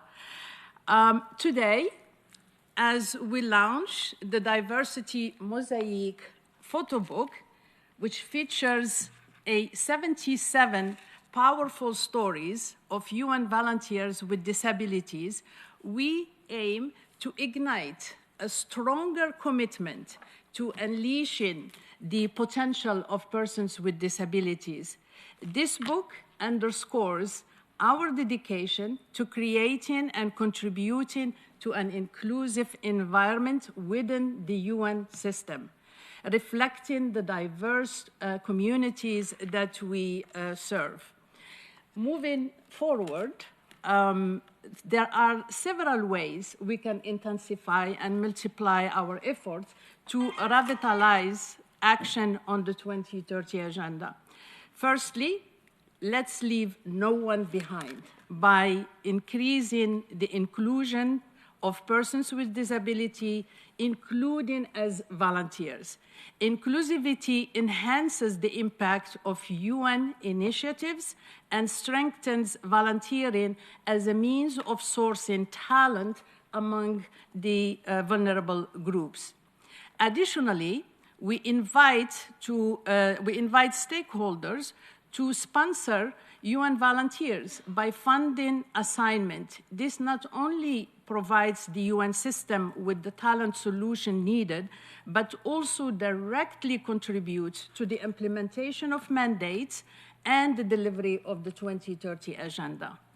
Thirdly, promoting volunteerism for the SDGs through collaboration is key.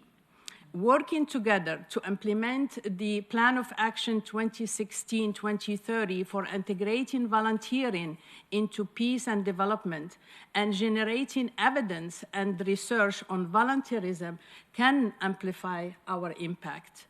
Lastly, on a more immediate note, we would like to encourage everyone to participate in marking International Volunteer Day on December 5th. Recognizing the dedication and the delivery of all volunteers, including volunteers with disabilities, is yet a powerful way to acknowledge the global contribution of volunteerism to amplify actions in achieving the SDGs. Together, through strategic partnerships and collaborative actions, we can truly make a difference and propel the 2030 agenda forward. We hope everyone here can champion diversity, inclusion, and volunteerism to revitalize action on the 2030 agenda at this very critical juncture. UNV advocates for creating an enabling environment to make the UN system a reflection of the diverse communities we serve, and we warmly invite you all to be a part of this transformative journey. I thank you. Thank you, Ms. Nawal. I want to close here. First of all, appreciating Nawal and Dorothy's remarks for showing us, both from the perspective of representative organizations of persons with disabilities such as IDA and the UN system with UNV, how can partnerships promote disability inclusion. As you both mentioned, employment, even within the UN system, is a key indicator through which we address the impact of the work we're doing for persons with disabilities and with persons with disabilities. I think most of the people here, and for those who are joining us online here who are working with the UN system, the UNV program has definitely promoted the inclusion of persons with disabilities within the system, including mechanisms to ensure reasonable accommodation is provided by host entities to UN volunteers who are persons with disabilities. I'm going to close the conversation asking each of the panelists here again to share one good practice or lesson learned in creating partnerships and alliances to strengthen the disability rights movement and achieving the SDGs. So I'm going to go back in the order in which we started. I will start with you, Mr. Monjuru Kabir, if you can share one good practice or lesson learned with us. Sure.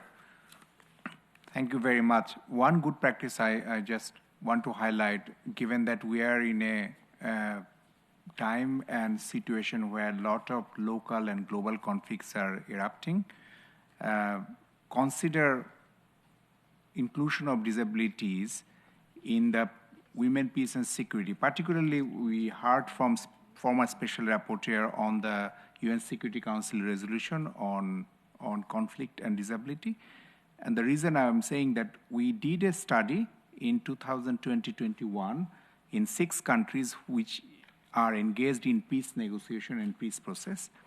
Of course, women were not necessarily engaged at the table, but we realized women with disabilities were not consulted ever. Whether it is you talk about Afghanistan, you talk about Somalia, you talk about Colombia, any peace process in any region never discussed or spoke with or invited any representation from women with disabilities. And that resulted into following the peace process, any peace mobilization and restoration of democracy and other governance mechanism, you don't see the inclusion at all. So that is the reason why our focus is now working with both conflict, post-conflict and transition countries, and where our UN missions have presence, and working with UN country teams and governments, making sure that particularly in those challenging circumstances when disabilities are not a priority by the government often, we make sure that they are integrated, number one, and making sure that women with disabilities are included. we are making an inroad. I had the opportunity to speak to our colleagues in Palestine day before yesterday, and we had to reconfigure our lot of program in Palestine now and Ukraine as well. And so I'm just sort of taking this opportunity to urge everyone, let us also think about those who are living with conflict and post-conflict and transition situation in a most dire situation, and how can we reprogram and reprioritize their needs. I'm not saying that it's basically reprioritizing against other priority, but those who are facing often the choice of life and death, how can we make sure that their concerns are included, particularly women and disabilities. And I just want to flag one attention. When there are humanitarian and peace and security negotiations happen, and there are evacuation or any emergency measure, typically women with disabilities are often not even considered. We have seen the chaotic situation when evacuation happened from Afghanistan, Kabul, and none of the women with disabilities were considered in that evacuation plan at the beginning. So I'm just repeating that request and call for making sure women with disabilities and men with disabilities are considered in the peace and security stabilization process. Thank you. Thank you, Manjurul. I'll go over now to Ms. Marcy Roth. If you can keep it brief, sharing one good practice or lesson learned in creating partnerships, please. Over to you, Ms. Marcy Roth. Thank you. Alarmingly, as our colleagues from across our precious planet come together once again for COP28, it is devastating to receive early reports about the lack of accessibility already being experienced by attendees with disabilities. If we are truly to be united in action to rescue and achieve the strategic development goals, we must not look to build back better, but rather to build forward better, together, with people with disabilities at the center, no longer left far behind, and no longer at the periphery. It is no longer enough to repeat the mantra, nothing about us without us. Rather, we call for nothing without us. I can say with absolute certainty that this will be good for all of us. Thank you very much. Thank you. I'm going over now with Ms. Charlotte Vuyizwa, please. Over to you. So thank you very much for the question. And I think it's really at the center of what we do in terms of thinking about inclusive development.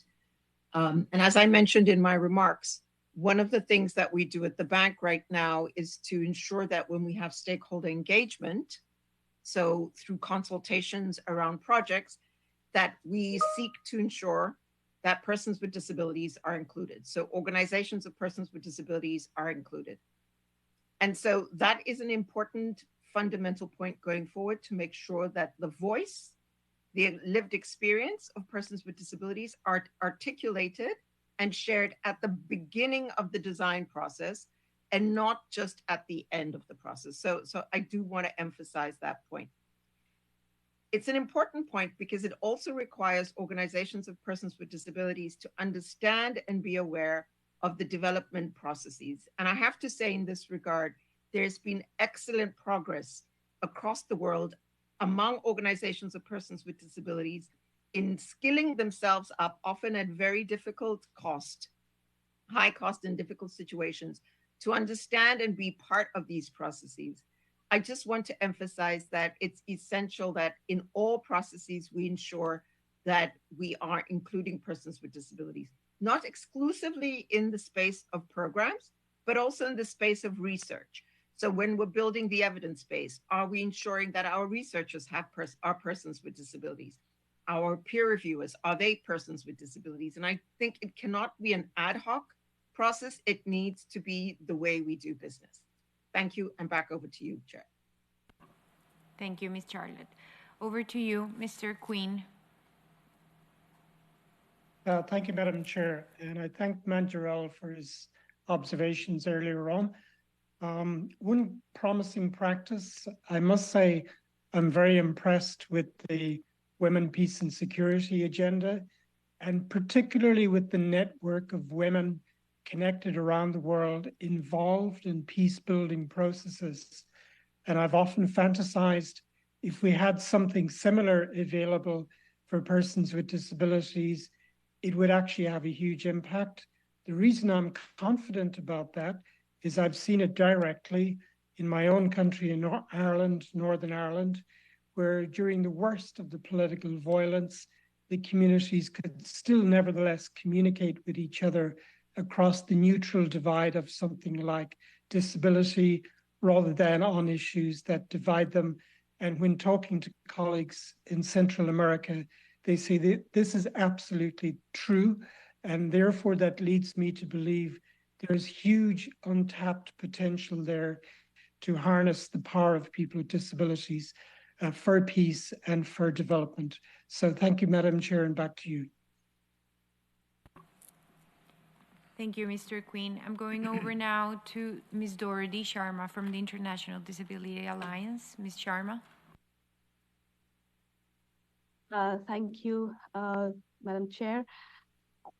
I think what is important to remember and recall as we leave this celebration and event today is how are we taking the conversations that we have had this morning to the larger spaces outside of the disability agenda, where we're talking about gender, how we're talking about child rights, we're talking about climate action, poverty, conflict, etc. And this is a point that has been made before, but I think it's important to reiterate. I can give you an example from last year during the Transforming Education Summit. We had a side event on disability and it was very well attended. We saw great deal of enthusiasm from world leaders on what we had to say. But in the final outcome of the summit, I don't think that enthusiasm was adequately reflected. So, how do you take that enthusiasm to commitment to actual action? I think that's important. And I think those in operationalizing those commitments is where we'll actually find those concrete examples. The second point that I want to leave for everyone listening in and participating today is that how are we opening up the spaces outside of the Conference of States Parties, the CRPD, and outside of the International Day of Persons with Disabilities? That is, I think, very important because, we talk about disability and inclusion on these key dates, but we have to talk about it throughout the year. It is especially important to make sure that when we are opening our spaces, it is open for people from the Global South as well, because, participation, it's important to ensure participation of underrepresented and marginalized groups, including those from the disability movement. So I'll leave with those two key points. Thank you. Thank you, Dorothy. With this, we will close the panel and we're going to open the Q&A segment. If anyone present here in the room wants to ask a question, please let us know. You can open your mic and ask a question to the panelists. We have, for now, 2 questions posted on Zoom, which we will share. But before we share those questions which are addressed to Mr. Monjurul Kabir and Mr. Gerard Queen, I'm going to briefly open the floor for Ms. Gaia Reyes from the United Kingdom Permanent Mission to the UN, who will join us as a discussant. Ms. Reyes, over to you. Thank you, Chair. So the UK had a few points and wanted to contribute. We remain committed to championing disability rights and inclusion globally, and we're guided by our responsibilities set out in the UN Convention on the Rights of Persons with Disabilities and its optional protocol, and the 2030 Agenda for Sustainable Development. The UK has shown leadership on disability inclusion since co-hosting the first Global Disability Summit with Kenya and IDA in 2018 in London. We were proud also to play an advisory role to the Government of Norway and IDA for the second GDS in early 2022.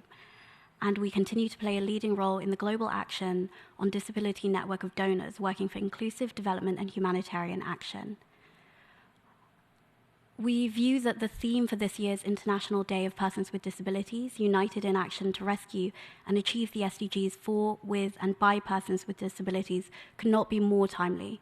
In a global context of numerous humanitarian and economic crises, we must collectively use all levers at our disposal to leave no one behind and to ensure disability inclusion remains centered within our efforts. Thank you to all of the panelists and speakers also for such valuable contributions. Thank you, Ms. Reyes. So I'm going to move on to the two questions we have selected on Zoom from participants. First of all, for Mr. Gerard Queen, the question is, how would you advise least economically developed countries to guarantee the safety and the human rights of persons with disabilities who are in the context of civil war and the lack of governmental presence to regulate the conflict? Mr. Queen, over to you. Thank you very much. Thank you very much for the question. Very important question. To answer it, let me go back to the final point of Dorothy, which was that we've got to be talking about disability issues beyond the four corners of what we're used to.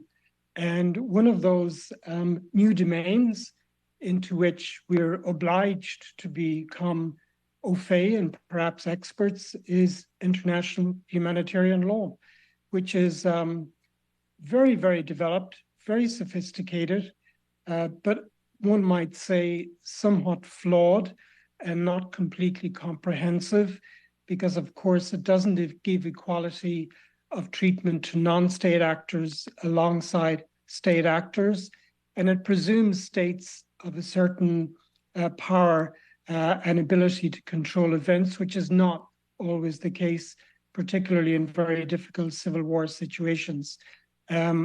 The best thing I could do is refer Juan, was it, to the ICRC, who's done a lot of work on civil war and particularly on the responsibility for non-state actors. It's not something I focused on very specifically while special rapporteur, but I have a very pronounced interest in it, and I would love to connect with him bilaterally later on the topic. Thank you. Thank you, Mr. Queen. The last question is addressed to Mr. Monjurul Kabir. Can you tell us how the UN is trying to address the systemic underdiagnosis of women when it comes to neurological disabilities like autism? Thank you for raising this very important question. This is one area we lag behind the most, because if you look around, by disability, the typical tendency is always think about wheelchair, because we think disability is mostly physical disability. The reason I'm saying this, if you look at the follow-up action plan, both at the global level, regional level, national level, it focused heavily on addressing accessibility issue, which is extremely important, but not necessarily looking at whole aspect of autism spectrum disorder, learning disability, neuro, social and psychosocial disabilities. And these are the areas needs far more investment, and particularly public-private partnership is critical here, because we are not necessarily on the top of the knowledge game here. We need to connect more robustly with both private sector, research institutions, and there are some finest global and regional organizations and think tanks are working on this. We need to connect with them better, and I think that should reflect in our programming at all level and operational support with government.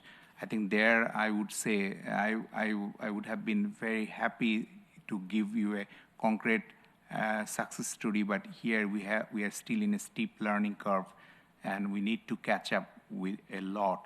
So I would say that UN Disability Inclusion Strategies also spoke about the aspect of all form of disability in line with UN CRPD. But I think when we are sort of breaking down in terms of implementation of it, we have less success in this area than the other areas. Other areas, of course, require investment. These areas also needed nuanced understanding, and how can we really generate much more employment opportunity. UNV presented a wonderful example, and I would really urge all other UN entities and other non-UN organizations to follow the example that UNV set. And we can really create almost like not an exceptional standalone example, but making it much more mainstream effort of looking at tapping the talents, also those who are affected by learning disability and other type of disability, which are not necessarily physical disability or visible disability. Thank you very much. Thank you, Mr. Kabir. We are now closing today's commemoration of the International Day of Persons with Disabilities. Despite the multiple and compounded crises that societies face today, we have heard from today's panelists not only the structural barriers that persons with disabilities faced, young persons with disabilities, young women and girls with disabilities, LGBTIQ persons with disabilities, but also good practices that can be scaled up to ensure no person is left behind and in fact is meaningfully engaged in the 2030 Agenda implementation. This intergenerational and multi-stakeholder conversation highlights, I believe, the need to be ambitiously inclusive and optimistic to work around the 5 SDG pillars in an interconnected and coherent way.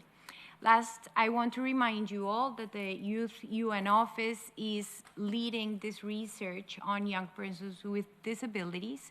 We are aware that data and evidence is the basis for informed decision-making and is also one of the biggest challenges regarding persons with disabilities. So we invite you all to stay tuned. This is a research we're leading with several of our partners present here today. And we want to thank DESA, of course, for organizing this event, all the panelists today for their insightful remarks, and all of you who joined us both online and in person. Thanks.